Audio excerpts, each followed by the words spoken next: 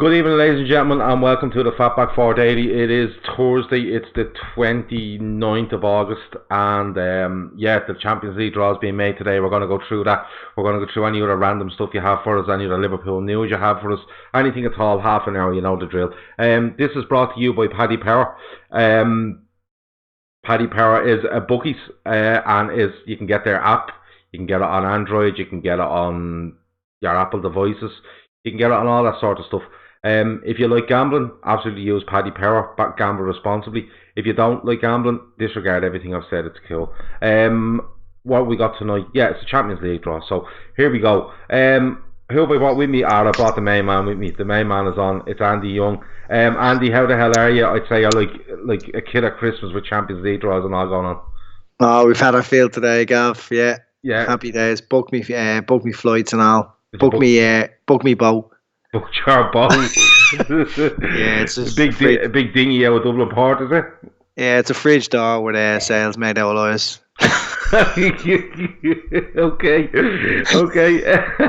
Okay, here we go. Listen, if anybody wants to ask random questions, tonight is your absolute opportunity, because Andy is the man when it comes to random situations, random questions, anything like that, so get it in. North Red says good draw. Barry Carr's delighted that Andy is on. Super Al says hi Gav. Super Al messaged me earlier and said, did you see the face on the Napoli director when he seen he got Liverpool again? Yeah, I did. He didn't look too impressed. Barry's asking, how's Andy? Andy, how are you? He wants to know, how are you? I'm very good, very good. How are you, Barry? Barry will come back now in a minute. Dave's LFC chats is in the house, Andy. He says, Liverpool to be sponsored by 7-Up if we win the Champions League next season. Do you like that? I love it, Dave. Oh, yeah, I love it too. 7-Up. 7-Up. Fido Dido on all the advertising boards. Go, baby. Andy, you need to lower down that telly you have on, by the way. Andy, what kind of distance could you jump between buildings? How much of a run up do you get? You can have as much of a run up as you want. I'm going to say it's in New York. I'm going to say it's 20 stories high, but it's one of those New York buildings, you know, it's really flat on top, and you know in the films where they jump off them and stuff like that. So yeah, as much of a chat as you want. Then is the level, like, are they the same height exactly? Same height. There's no messing.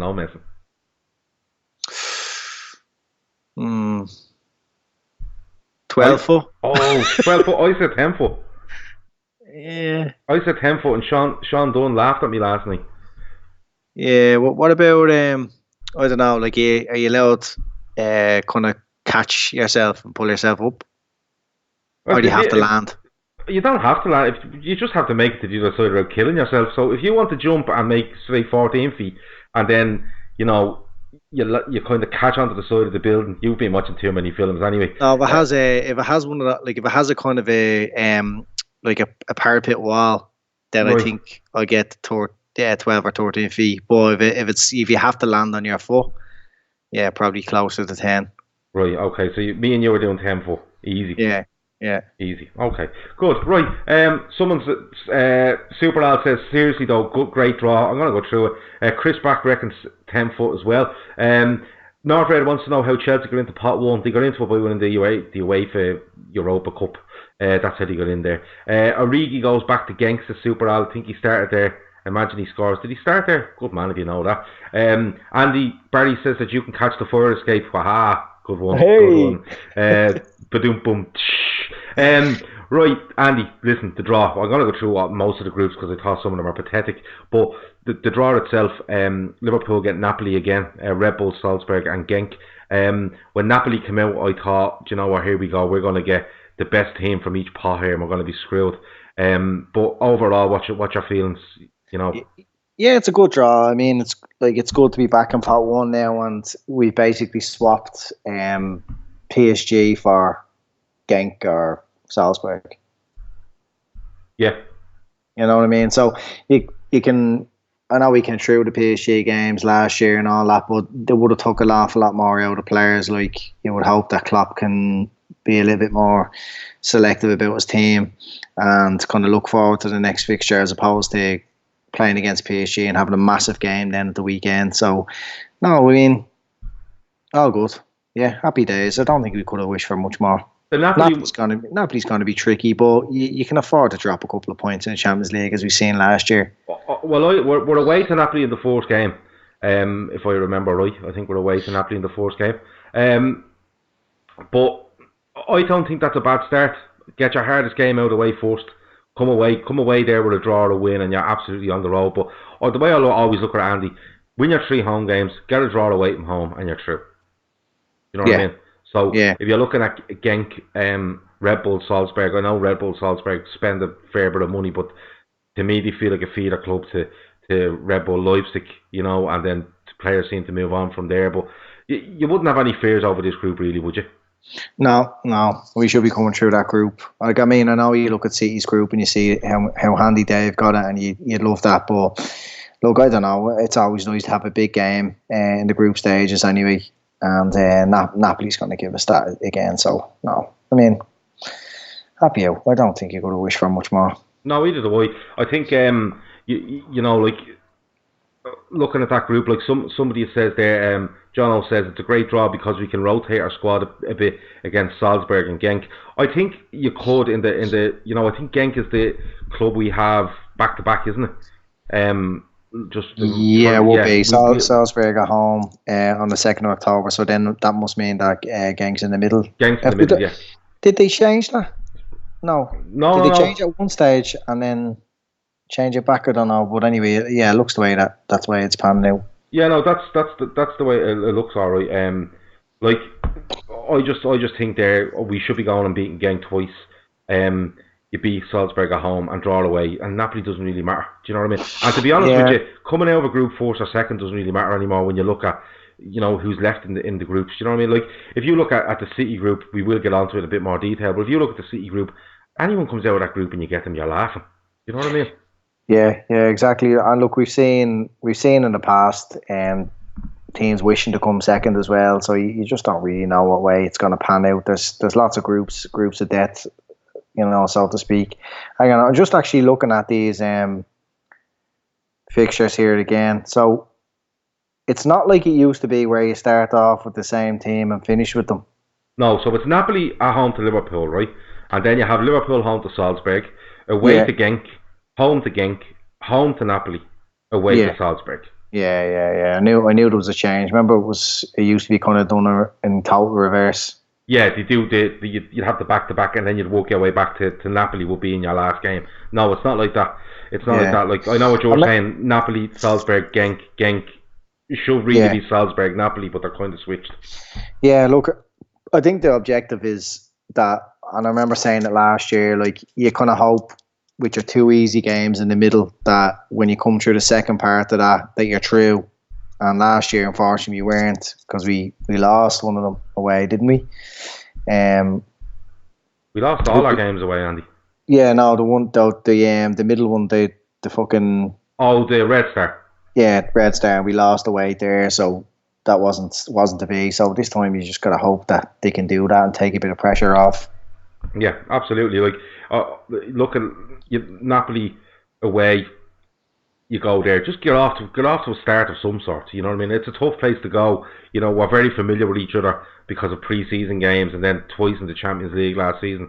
We are very familiar with each other. But listen, I don't hold any fear of any team in Europe, and I mean that. And I don't care if Barcelona go and get Neymar as well. I hold no fear of any side in Europe.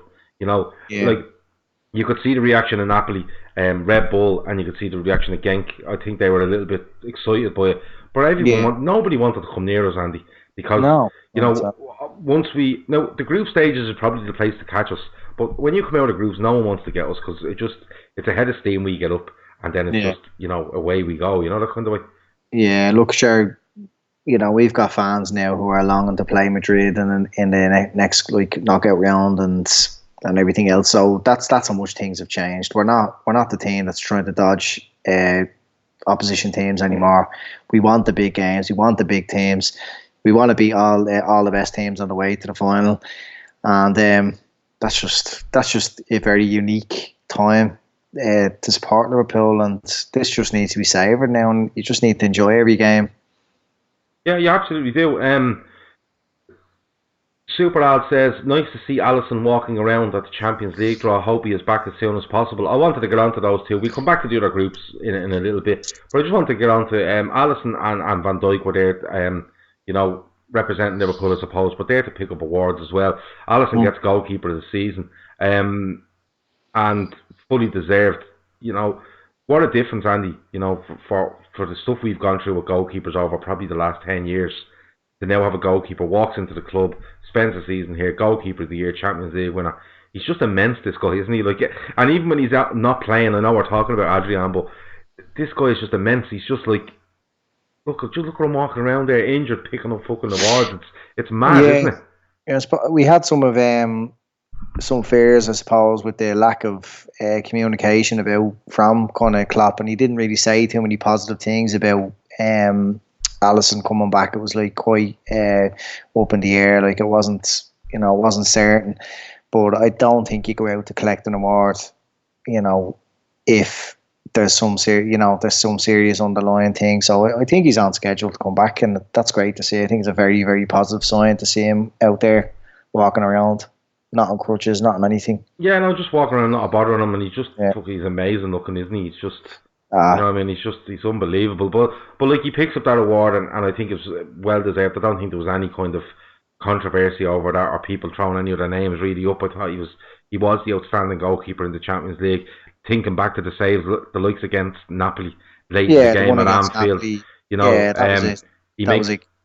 Go on. Yeah, that was a defining moment. We look at the semi-final against Barca and what happened there as our defining moments, but I mean, we could have easily gone out in the group stages only for that save at the very end, and I mean that's what a goalkeeper, that status brings you. And going into the Champions League again with the confidence of having the player of the year, full player of the year, like not just defender of the year, and your goalkeeper of the year, it's incredible. Yeah, no, it really is. And Adrian will do his best, but you want this keeper back as soon as you can, just because of the stature he is, And listen, I don't care what anyone says, when you're going through on goal and Alisson's in front of you and you're like, this fucker's the best in the world. You know what I mean? Where I have to be absolutely exact in where I put this ball, and it usually leads to fellas putting it wide or putting it too close to Alisson. But on to Van Dijk, he wins the defender of the season. And then I got a bit worried because they were fucking licking Ronaldo and Messi's arse for about 10 minutes, forgetting that Van Dijk was there. But he's announced as the player, the men's player of the season. And people are saying here on the chat, Andy, he's a shoe-in now for the Ballon d'Or. Would you agree? Yeah, he should be up for consideration. It's not too often a defender wins it, is it? No, it wouldn't be. I mean, yeah, look, there's no defender like him. I don't think we've seen a defender like him in a very long time. Certainly not for Liverpool. Certainly not in the Premier League. He just seems to be playing at a level above the professional sport. Like he's the best of attackers are coming up against him, and they're not troubling him. He's swatting them away. He just looks like he doesn't even look human the way he's playing football at the moment. He's at the absolute top of his game. So if they're ever going to reward a defender, I think it's now. And yeah, he absolutely deserves it. There's no one that can touch him out there. Like, there's certain times you look at players like, and Messi's being the standout one, where they're just playing beyond their opponents. They're playing a different game to you. Everyone else. He's making it's men against boys, and he's coming up against opposition, and it is like I'm always saying, it is like the kid that's playing with his dad, and they just don't stand a chance, and that's how good he is at the moment. Like we spoke about top centre backs playing. You get the likes of Varane and Ramos and whoever, you name it over the years. But there's been no one. I haven't seen anyone like him. He's playing in the toughest league in the world in terms of how physical it can be and how fast paced it is and how little time you get on the ball. And he's just streets ahead above everyone. So, yeah, it'd be disappointed if he doesn't get the Ballon d'Or. He's the best Liverpool defender I've ever seen. Yeah, absolutely. Now, I can remember Liverpool from the first memories I have of Liverpool is probably the '86 Cup final. I was about 4 years of age, but it was always something that stuck in the head. You know that when you know those years when it was on telly from 9 a.m. Yeah, and my father was a Manchester United fan, so but the cup final was a massive thing. You know that kind of way. All my mother's side of the family were Liverpool fans, so it was just kind of Liverpool. And watching Liverpool since probably 88 is when I can actually 87, 88 I can actually remember things. He for me is the best defender I've ever seen play for Liverpool, and he's up there. And I know people say, he's only at Liverpool 18 months or whatever he's at Liverpool. That sample size, 18 months, he's been exemplary. It's not like in that 18 months he's been really, really good and he had a dodgy patch for a couple of weeks. He's been utterly flawless at Liverpool from the day he's arrived in, and he's made a mockery of the money that's being paid for him. Yeah, absolutely. Look, over the years, I'm not old enough to remember Hansen playing properly. I believe he was beautiful to watch, week in, week out, and Lawrenson, and they were great. I just can't imagine they were as good at all. And they're two kind of greats back there. And then, of course, Hippie and Carragher. But over the years, we used to kind of look and compare the likes of Hippie and Carragher with Terry and Rio and Vidic and, all these players. And you used to try and convince yourself that, we had one of the best around as well, or we had the best around in Hippie. But he had parts of his game that weren't, he had weaknesses in his game, but you can't find a weakness in Virgil van Dijk's game whatsoever. No. There is none. He has absolutely everything: the strength, the pace, the size, the reading of the game. He can score goals. He's just unbelievable. We have the best centre-back that's ever played in the Premier League right now, and there's no question about it. You can say that with absolute confidence. You'd put him down as the best centre-half that's ever played in the Premier League? Yeah, definitely. I just don't... I remember Terry being so good and Rio and Vidic and all, but they just didn't look like they were playing at a different level to the rest of the... Van Dijk just play... them type of players who plays within themselves all the time, and it's very, very, very rare you look like they're stretched or they're trying. Yeah. And I suppose Rio would have been the closest to that. Never going to ground, never caught out position and all that. But I think there's something about Van Dijk that just makes him that level above those. Yeah, Rio, fair enough. John Terry for me was a brilliant defender. He was tough. He was strong. I think he wasn't the quickest in the world, but he put his head in anywhere to prevent Chelsea from conceding. Vidic was a brilliant defender, but I seen him got absolutely tormented by Torres in particular on 3 or 4 occasions. When Ferdinand had everything, he had the stature, he had the speed, he was good in the air, he was a good footballer. But I just think when I look at Van Dijk, I think he has all that, but his reading of the game, his temperament, he doesn't care who he plays against.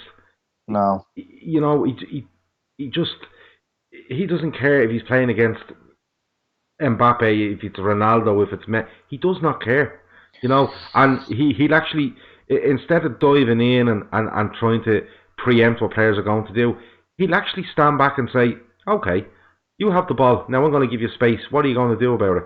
He literally challenges some of the best forwards in world football to beat him. It's just mad.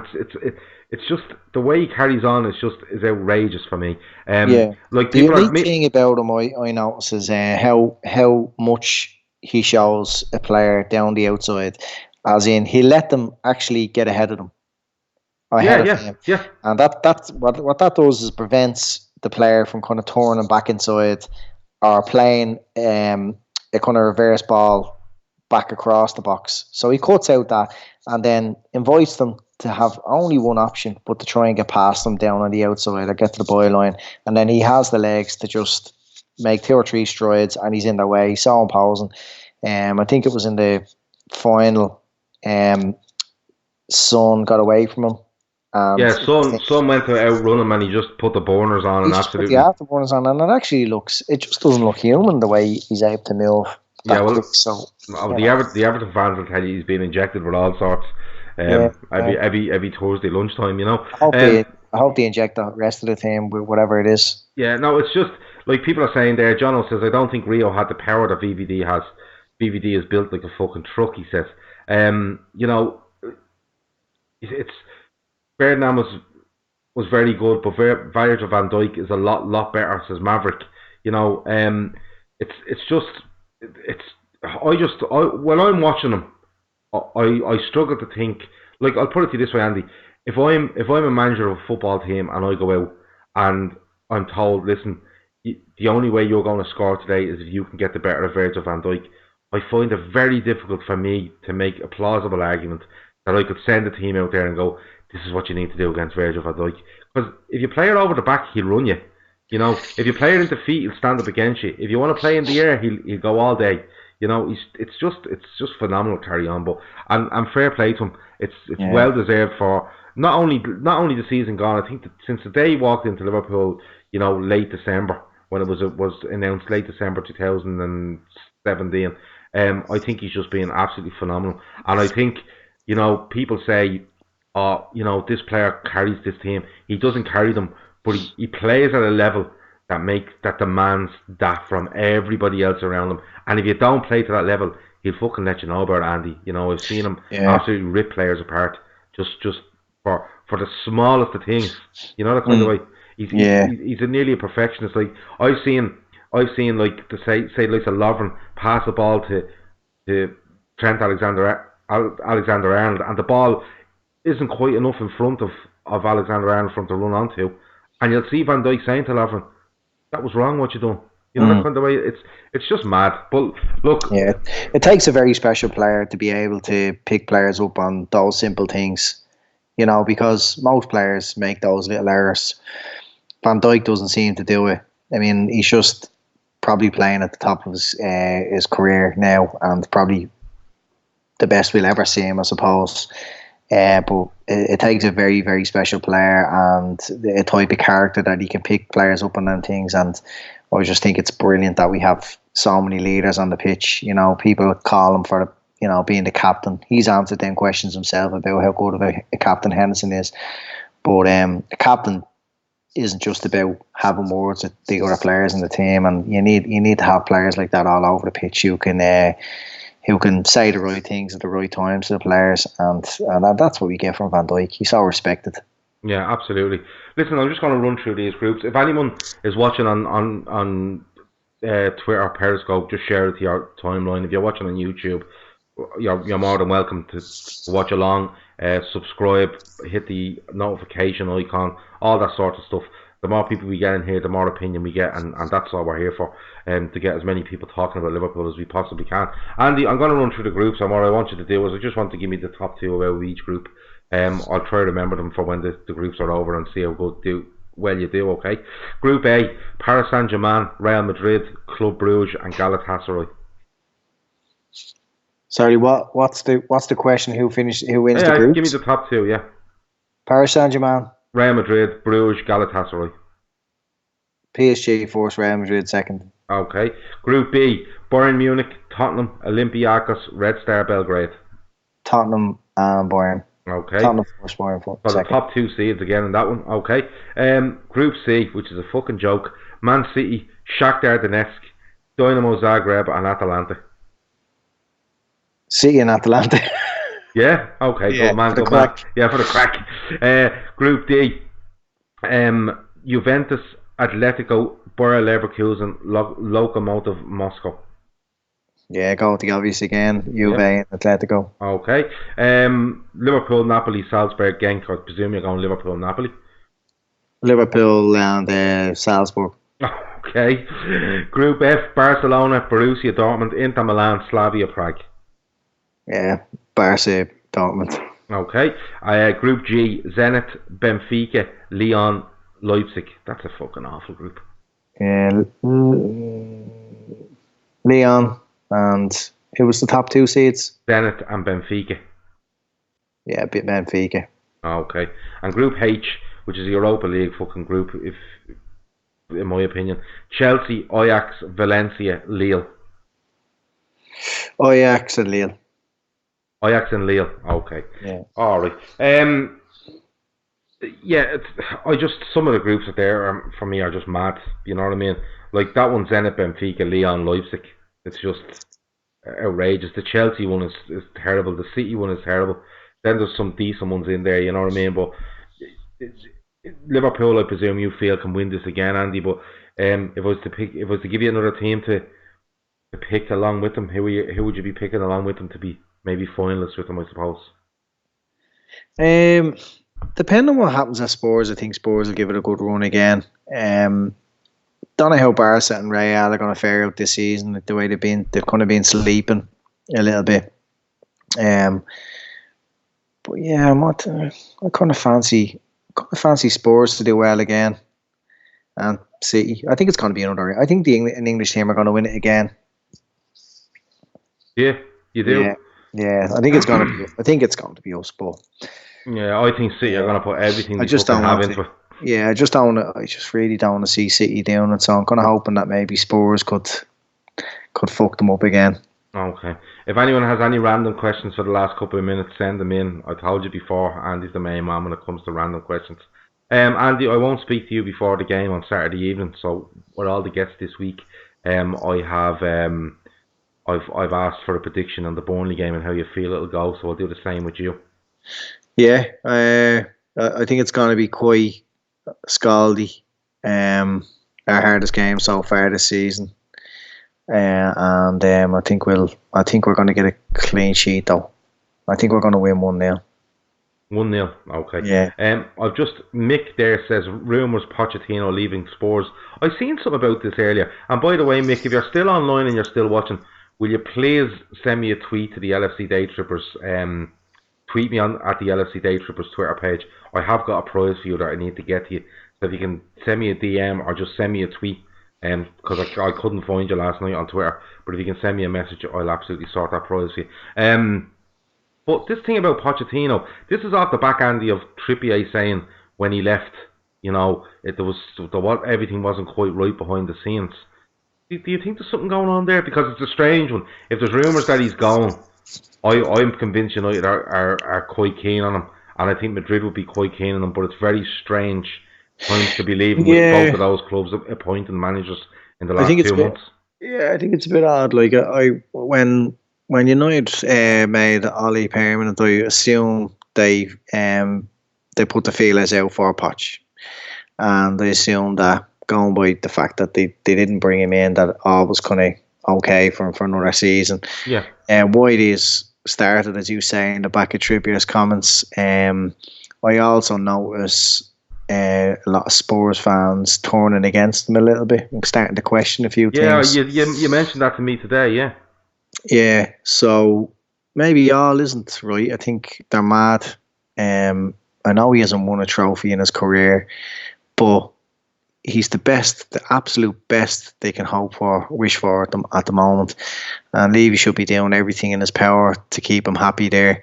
He gave him a few bob to spend this summer, so it would seem very, very strange that he would go now. So, look, I don't know, when you hear things aren't right at the club, you just wouldn't know what it is. It could be something personal. It could be just something he's not happy about that's sticking at him. I don't think it would mean that he has another job lined up. I think if he had another job lined up, that would have happened already. So, yeah, there could be just a fallout there. It wouldn't be unlike someone to fall out with the Spurs board. Yeah, no, it's just a strange one. Like, when I seen the comments that supposedly Trippier came out with, I thought it was, something's not right in the background there. Maybe the manager isn't getting what he wants out of players, or there's a bit of tension there, or he put everything into last season and it didn't happen to him. I thought maybe something like that. But then when I seen these things today, and again rumours of stuff going on in the background, I'm wondering, has Pochettino had a falling out with the board? That it's very hard to guess when there's only a little bit. Chris Brack is saying maybe he wants a sabbatical like Klopp and has to recharge. I don't know. Maverick is convinced that he's going to United. Now, listen, it wouldn't be beyond the realms of possibility, Andy, that he's, Solskjaer, did he sign a 3-year deal with United? I don't know what deal he signed with them. I think it was 3, but I'm wondering could there be something in that contract that if they wanted to replace him, they could, that kind of way. Because Solskjaer to me just comes across to me as the sort of fella that if United told him to jump, he'd say how high. You know what I mean? Yeah, I think with United, he was given the job because there was no one else available that fitted the profile. If Poch is going to United, I hope that this doesn't happen, but I think it would be advisable for him that he does take a bit of a sabbatical for a while. I think someone going into such a massive job like that, we've seen failures before from doing that they would take some time to prepare. So if he's thinking he is going to United, whether it's after Christmas or whether it's next summer, it would make a bit of sense for him to go home, relax and get himself sorted for next season. Because it would be, if he has a bad season with Spurs and the pressure's on and he's feeling it, then the last thing he needs is, 2 weeks off and then straight into manage Man United. So, he wouldn't know. Yeah, Mick says there you can't see him going to United. The timing is wrong. It's just strange for me because Madrid were looking for a manager. United were looking for a manager because he would have just told Solskjaer to go away if they had got Pochettino. And now, if these rumours are true, they could be absolute horse-right. But if there's any truth in them, you're kind of looking going, hey, they made Solskjaer permanent just before the end of the season, and Zidane, the same. So what are you at? That kind of way. So yeah, football's gone a bit mad though, Gav. Nothing really surprises you anymore. I wouldn't be surprised me if United ripped up Solskjaer's contract, handed him 10 million, and told him to go away. Yeah, I would say he's on a go bit less than what they've had in previous years anyway. So yeah, well, John O'Dare says Poch is starting to turn into a bluffer. Had the excuse of no money for years, but he just signed 2 £60 million midfielders and Sessegnon for 30. No more excuses now. That's fair enough. That's a fair point, Andy. He did spend a lot of money and he spent it where he wanted to spend it. And he did come out last week about circumstances and different things. I don't know what that is. I have a feeling that's something to do with Harry Kane's fitness, and I also have a feeling it's something to do with Eriksen. But they don't need. They fucking don't need Kane.